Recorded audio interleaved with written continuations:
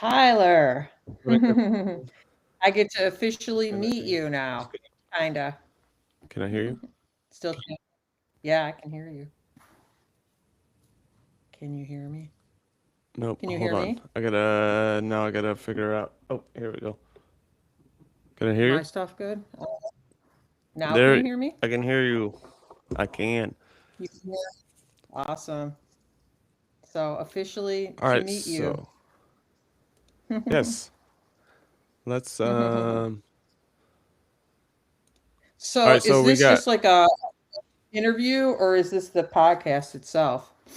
this is podcast itself. Oh, oh, oh, okay. I I mean, thought it was like an essentially, it's. interview. I mean, it's the same thing, right? Well, so I asked. I've never done podcasts before, so I had another. There was another guy that was doing podcasts looking for stories, and I offered him, and he did like an interview and then the podcast. So I Well, kind of we've was already thinking, oh, talked, right? that's true. That's true. Yes, So, correct. Yeah, that's right. um, we Okay, kind of I'm good. have. That's fine. We've kind of done it Right. already. Um, That's true. is there anything specific that you would like me to bring up? Um, no, I mean, we'll just talk about it. I started writing a book. So the book is going to go it's going to be about so my son passed away 2 years before my accident, which is kind of important. Sure. Um 2 years before my accident, I was second on the scene and I heard him call me from heaven and I heard him so clearly and so surely that I didn't run to his body. And that was just like so it kind of goes into like about grieving and the loss and that. And then a week before my accident, I was crying and I said, I wish I could go to heaven and see my son. And I did. So it's kind of weird. But the book's going to be like about grief, my son, the healing, and my experience in going to heaven. So you can ask me whatever fits your podcast. Sure. Um, all right. Let's just start. You are the first guest on the Did You Die podcast since the rebrand. Awesome. So, I uh, love it. It's congratulations on cool. that. Catchy. It's Um, catchy, and I love your new lives too. It's kind of fun. I See think what people will it's say. been working out. It is catchy. I think it's easy on the Cool. eyes and it's easy to remember. I've definitely noticed that. Yeah. Yeah. So let's just jump into it. What was life like before the accident? So I'm a diagnostician. I assess children for special education needs. That's my job. So I rely on data and numbers and things and physical, right? So yeah, that's what I did and that's what I do. So this was completely out of my realm because it was not physical and there was no data to help corroborate what happened. What were your beliefs like before? I was raised Christian, actually Catholic. I raised my kids Catholic. They're all confirmed, so I believe, the Catholic. But I never was, I don't know, hard and fast to all the rules of it. I believe more in spirituality, and my sister is a psychic reverend, so in Lilydale. So I Okay. was familiar and not afraid of spirit life. I understood that it was there. I just didn't access it myself, if that All makes right. sense. All right. Let's take us into What your happened? experience. Yeah, what happened? How did we get to this point? So, do we want to talk about my son first or just go into Sure. my accident? Yeah. My son? My 2 years before my accident, my son was in a motorcycle accident. He took off. We were out to eat. He took off real fast, kind of in the mood, hit a curve, hit a pole, and flew. I was riding with him. We were second on the scene. I was second on the scene. And a woman walked up to me and said, your son is, do you know this person? It's my son. He's gone. And all of a sudden, I dropped to my knees and I heard him say, Mama, Mama, from heaven. so clearly and so surely that I knew I didn't have to run to his body, and I didn't. And I don't regret it because he wasn't there and I knew it. So then, fast forward 2 years later, I'm grieving my son because, losing a child is very difficult. And I was crying, and I told my other son that I wish I could just go to heaven and see Corey. I don't think this is why that happened. I just think it's an interesting piece. So my husband and I went out to ride on our motorcycles. We went out to eat. And we were riding home. I wear a full face helmet with Bluetooth. I was listening to music. I saw the truck parked on the side of the road, and I didn't think that much about it. And as we pulled up, my husband, I ride myself too, so we were staggered. And as the truck decided to just pull out in front of us and do a U-turn, so it swung out and it clipped my husband as he swung around it. It clipped his pant leg, and then he knew that there's no way I was going to get around it. So I saw the truck in slow motion, and it didn't make sense to me. And before impact, my mother came down, and she was a red light, and on her light was bright green lettering or words that said, "You're going to come with me for a little while, but you're not going to stay. Do you?" And then in my mind, "Do you understand?" And then when I let her know I understood, she let me see my son, who was a blue light. And at first it was the two of them, and then I was focusing just on my son Corey.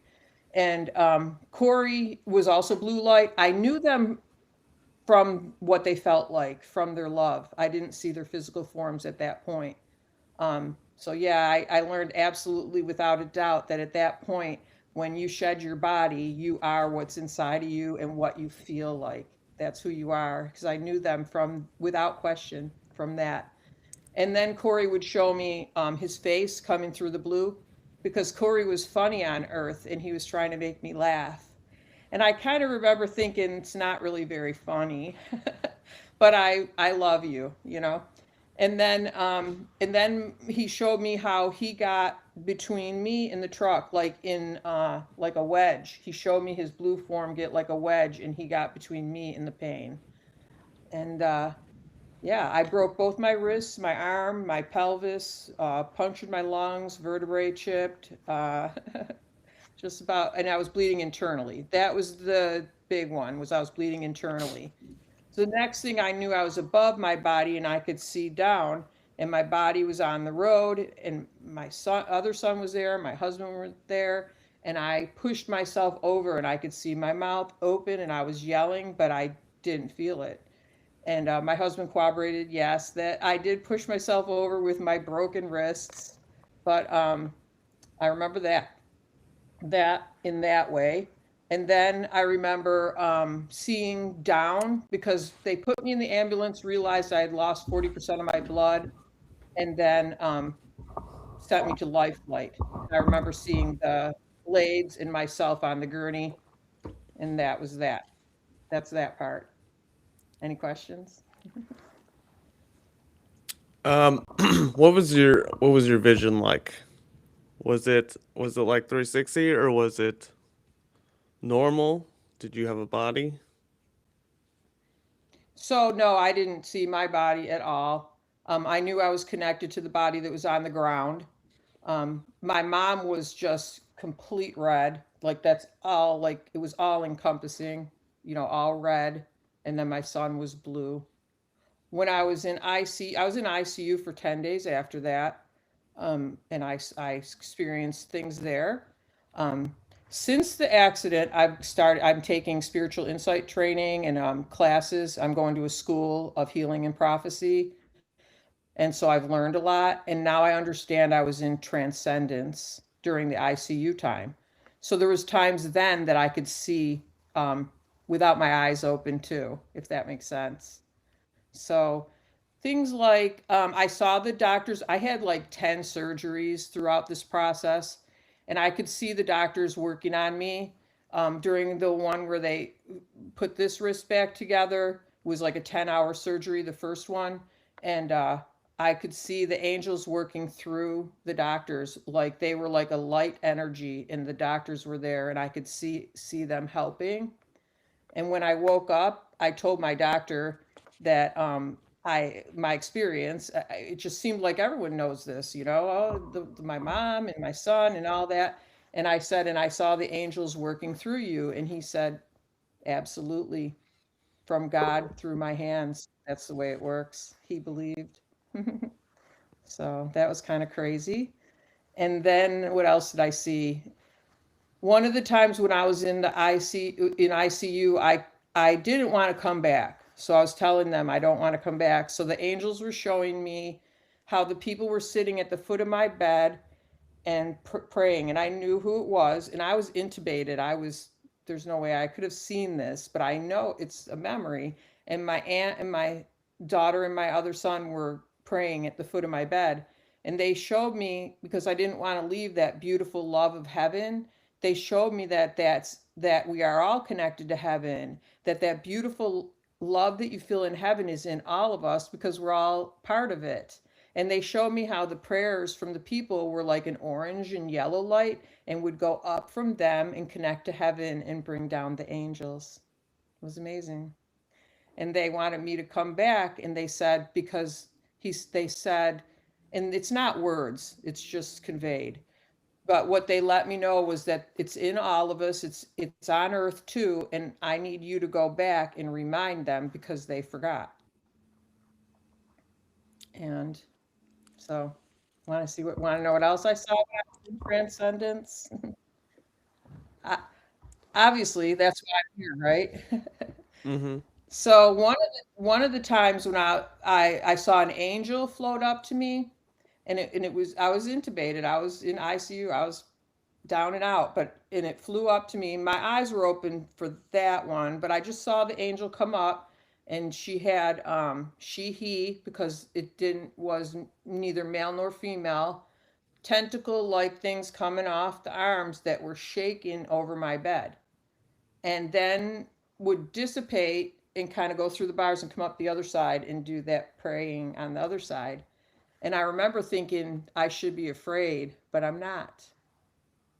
So that kind of thing. And then my dad came, I saw family members, loved ones, things like that. So When you woke up, did you tell anybody what you just experienced? yeah, because it seemed normal.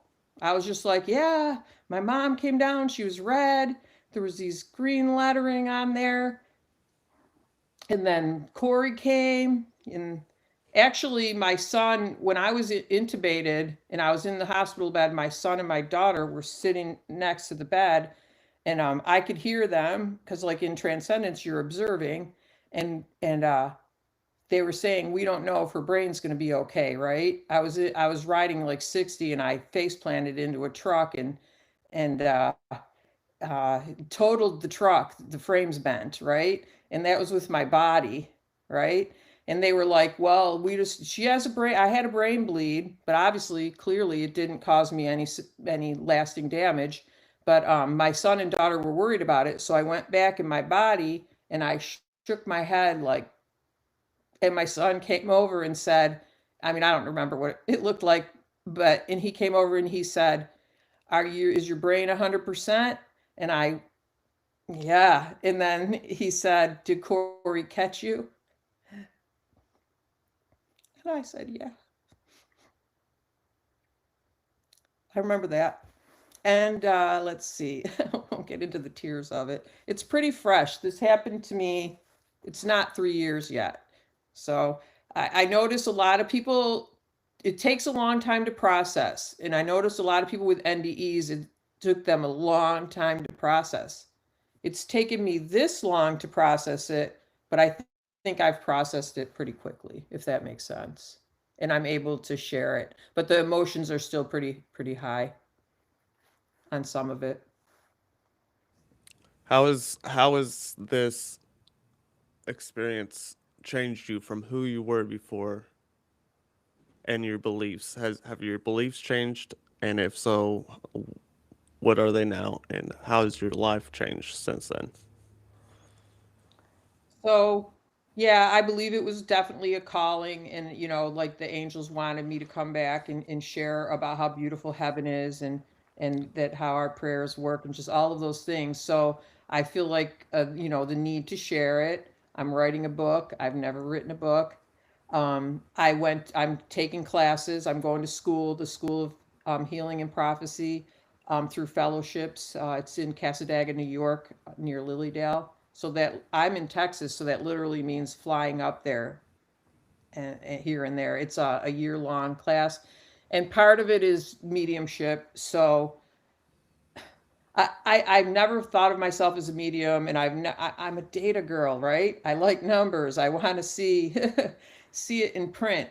So, but my sister, who's a psychic medium, she's like, if you went to heaven, if you saw that, if you were in transcendence and you use that part of your brain, you can do it. So take this class. And so I am doing practicing mediumship as well now. So I'm able to do that. I'm able to connect to the other side. It thinned the veil. Let's talk about your book. Um, what exactly is it? Obviously, it's going to be about your experience, or no? Yes, it's going to be called The Day Heaven Sent Me Back, or Heaven Sent Me Back. And it's going to be about like grief because, my son, losing my son, hearing him on the side of the road, and then the experience of going to heaven, and then how that my physical healing, and then my spiritual healing, and my spiritual journey towards sharing the story and practicing mediumship myself. Okay. Do you have a timeline on that? Um, I would think, I mean, it takes a long time. I have a full skeleton out, of it, outlines, like Mm-hmm. short chapters, about 16,000 words right now. So I just really need to flesh it out. So it's really all, a month or two, a couple months. I'm not really sure. Do you plan on Probably about that. self-publishing or getting a publisher? I'm going to try a publisher. I'll try to submit it to publishers and see if I can get it published. And if not, I'll self-publish. So yeah, I think All right. it's a good story because it talks about grief and it reminds people, lets people know about heaven and how we're connected, and then how kindness is what spreads that love on earth and how important that is.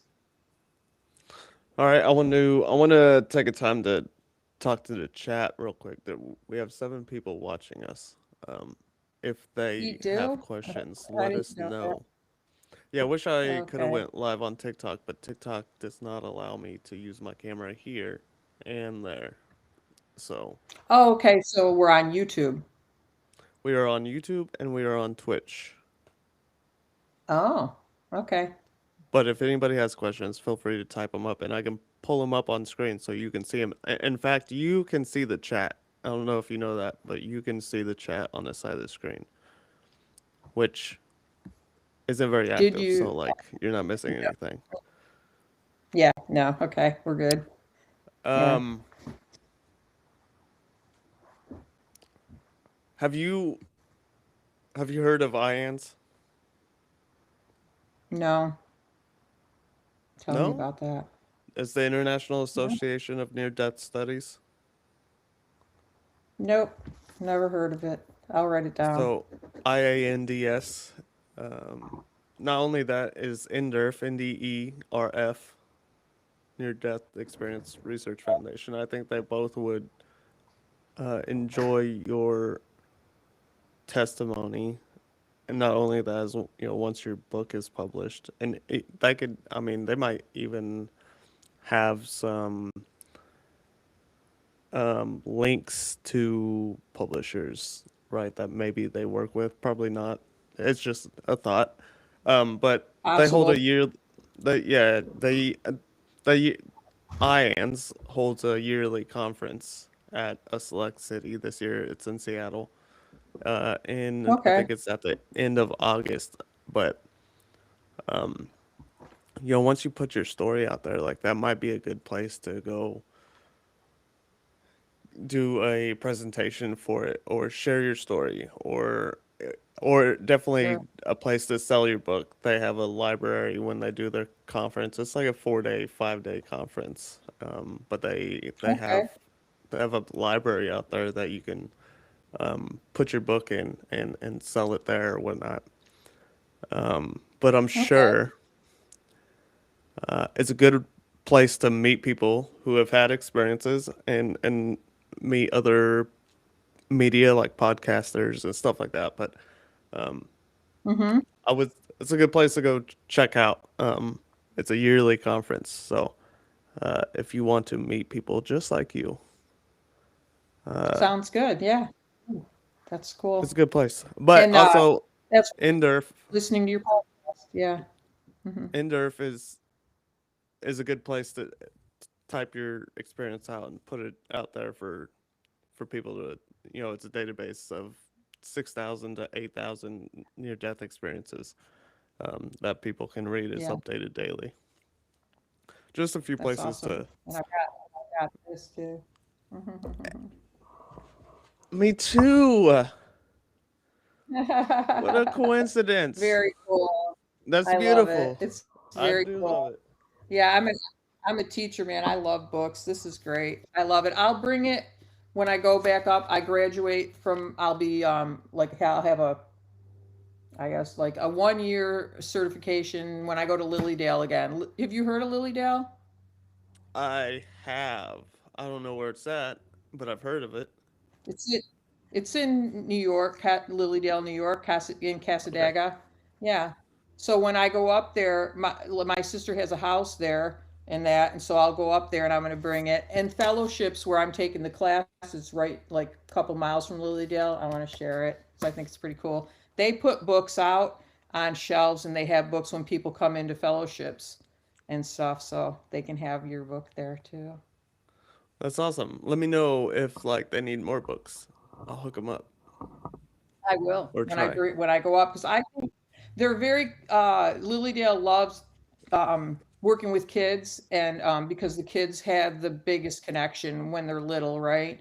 Before everyone tells them no, no, no, no, no, they have a connection to the other side. And in Lilydale, kids that grow up there or they have camps and things in the summer for kids when they come up, they foster that and help them to understand their connection when they're young. So. All right. All Yeah. right. So I think So they'd love is the book. I think it'll be a hit. yeah, I love that. That's something I personally can't go do because it's far away, right? I can only do stuff Yeah, locally. Um, well, I yeah. appreciate you doing that. Um, let's let's ask a few questions. I guess we ask everyone. Kind of wrap this up. Um, what is your definition of the meaning of life? It always was to help others, right? Help make the world a better place. I've always had that belief. So it wasn't like I wasn't one of those near death experiences where I was living a terrible life and I completely changed it. But now I understand how important it is to foster our connection to the other side.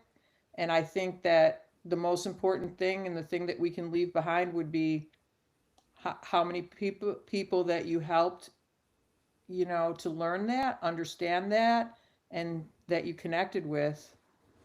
I don't know. Was that the answer? I don't know. I It's drift. your Sorry. definition. Okay. Um, when we when you tell your story, do you get skeptics and how do you deal with them? I definitely don't tell it like I'm not trying to prove anything. Like I'm not trying to change your mind at all. I'm sharing it because it's a memory that I had. Take it or leave it. If somebody said anything to me that was skeptical, I just would, that's your belief. But Hmm. how can, it was a memory. Yeah. I don't have, yeah, I don't have any, it's everyone has to believe what they have to believe and what feels good to them. But I hope more people will open their heart and will understand and will learn. And I appreciate what you do for that reason. If someone wants to reach out to you, you're doing. Correct me if I'm wrong. You're doing mediumship, right? Hmm. If someone wants Well, I to get a haven't hold of you, graduated yet. I right? haven't graduated. So you need a reverendship because when you do mediumship, there's legalities and there's states that it's illegal in. So once you're a reverend, it's spiritual counseling. But yeah, so yeah, they can still get a hold of me. I graduate in April, and right now I'm giving free readings because I'm supposed to be practicing. So I guess they could get a hold of me for that. Um, my email Jeffrey. address, I don't know, or my socials. Yeah, what's your social security number? Socials, I mean, like Oh, Melanie. okay. What's my social, my TikTok? Melanie, I don't know, Melanie You can underscore if you HD8. send I'm sorry to interrupt. If you send me them, I can put them in the description, and they'll be able to click on them Okay. and do that. They can follow you wherever. Um, Okay. Jeffrey asked, "Did you buy another bike?" Yes, I did. One of the first things when I woke up, I kept telling the doctors I'm going to ride again because you feel like, I mean, I woke up, I couldn't use either hand. I couldn't walk. I couldn't walk for months because my pelvis was broken. So I'm laying here like, can't even use my hands. And I said, I'm going to ride again because your brain thinks that if I go out and I ride again, I'll be back what I was. It'll go back, you know what I mean? It'll fix me. So, and of course I want to ride in my heart and soul. So, anyway, they said they don't know because this hand, like this hand, that's as much as it straightens. This is also really just amazing because they didn't even think I'd get that much use. But they said you're going to have a hard time riding because your hand. I said I'm going to be using my hand. The thing I didn't know about was PTSD. I'm afraid on the road now. I struggle with that. I rode twice. I still have the bike. We'll see. It's not the same. Wind therapy Right. is not the same now. Yeah. Mm. So I learned that. What did someone else ask the question too? They pop up and then they go away. I don't know where they are. Oh, love to follow my journey. Aw. Flashbacks. So actually, when I was riding, a truck was parked on the side of the road just like that, and I think I hit my horn, and my heart rate was just high, and I just got past it. But yeah, yeah, it was rough. If I'm a passenger in a car now, I see anything or a truck on the side, my heart rate goes up. But I've worked really hard on that, and I'm comfortable as a passenger now. Yeah. That's what if I he my son was with me riding, absolutely, without a doubt. He loved to ride. I believe in my heart and soul he was there, and that's why he was able to put his energy between me and the truck, which is why my brain is okay. So, but they thought I was going to die because I had lost so much blood. I guess I technically did die. They had my husband and my son in a separate room with an officer because they were preparing them for that I was going to die, but I didn't. Um,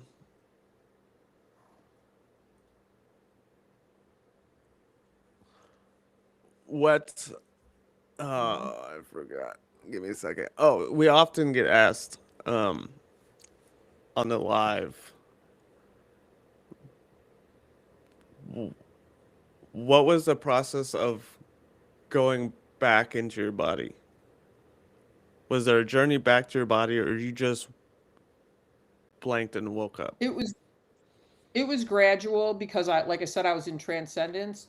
When I was in the school, okay, I remember when Corey came down. I remember he showed me, he got between the truck. I remember the faces.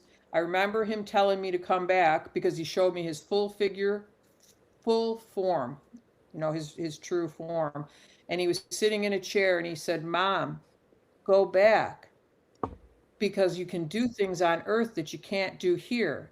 And then I saw a flash of pictures, like riding your motorcycle, feeling the wind, eating a hamburger, standing in the beach, hugging someone, helping others, all those things you can't do here. Go back. And anyway, you'll be here in a minute. So there was them coercing me while I was in transcendence and didn't want to go back. when I was in the school, I was trying to figure out what that was and what that process was and what happened to me. And that's where I learned that I was actually in transcendence. So I was connected to my body, but I was floating above my body. I don't remember when I was fully out of my body how I got back, because I think my body was pretty. I don't know. I don't remember anything else. That's it. Sorry. I don't know if that answered the question. We That not more than that. Yeah. yeah. People often want to know like what it was like going back to body, right? I know what you mean. Specifically, Like, was it a jump? Yeah. yeah, was it a journey? Did you just wake up? Was it just you were there and now you're here? Many people haven't, did you go back down a tunnel? Did you get pushed back in? There's many journeys back into your body, it seems, and a lot of people are That are different. curious. I specifically remember Mike asking this question to you a couple times because Mike had passed on a motorcycle before, right? And Mm-hmm. he found your Mm-hmm. experience intriguing. So I know that was one of his One of the questions for you. Um, well, I think. well, I do have one more thing about the return though. Let me just do this then. So there's just so many pieces in writing, it's helping me. But so Mhm. when I was awake in ICU and then they took out the intubation tubes and all that, I could still see auras around people. Everybody was colors. Like my doctor was purple, and I could see green and yellow in the nurses, and I could see auras. So I really was in my body, but not in my body. And then when they took me to CCU, which was the next placement after ICU, and when I went there, I remember seeing the green around the nurse, and it was beautiful, and I could see it. And then it kind of formed into a like round shape, and then it got smaller and smaller and disappeared. And then I knew I was no longer able to do that anymore. I was fully in my body. And there was a sadness because I knew I was going to leave that beautiful love, but I had already made the decision, and I know I'll be there in a minute. Because the other side is timeless, right? There is no time. That's Yes. what I assume that means, right? No, that's yes. Time doesn't move the way it moves here. Time. That's why when you see the truck and you're already transcending, the truck was in slow motion. Hmm. Time is different. There is no time. You're just floating. Wild. It's crazy to think about. It's hard Yeah, to think about, totally. first of all, you know, It unless you is. It's experience it. crazy. Like I can't believe it happened. Yeah. It's just a memory for me, but it is definitely crazy for me to think about and to process. But that's why the Hmm. school's been helping me a lot. And meditation and connecting, like healing and connecting joy with the memory of my son, and doing all those things and switching the way I think and process the experience and the loss of my son. Has any lost memory, um, like new memories, pop up during meditation?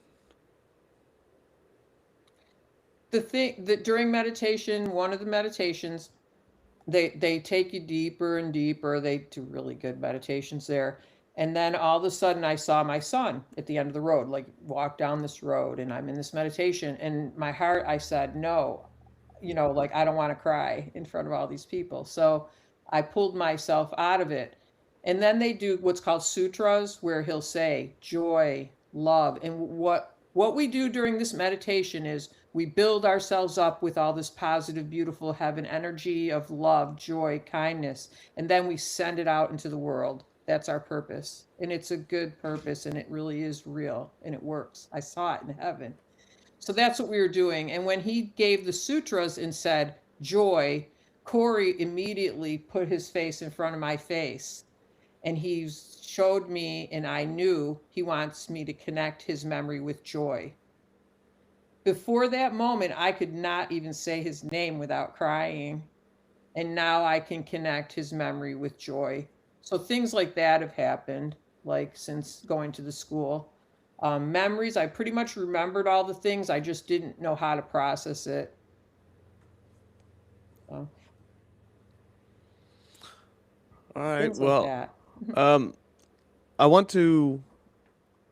I want you to get your book up and published, and I want to get you in contact with a couple other podcasts so you could share your story and have your book available.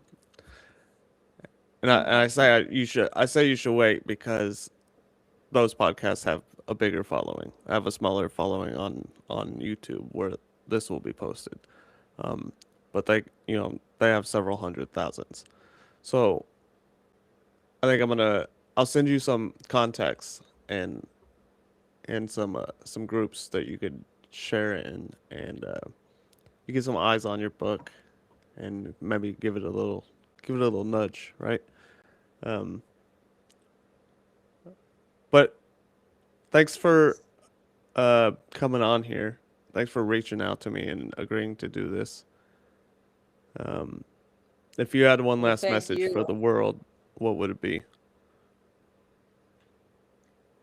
Be kind and don't forget that your soul is just as beautiful as when it goes to heaven. That inside of all of us, we are beautiful souls. And through kindness, you'll be able to share that with others.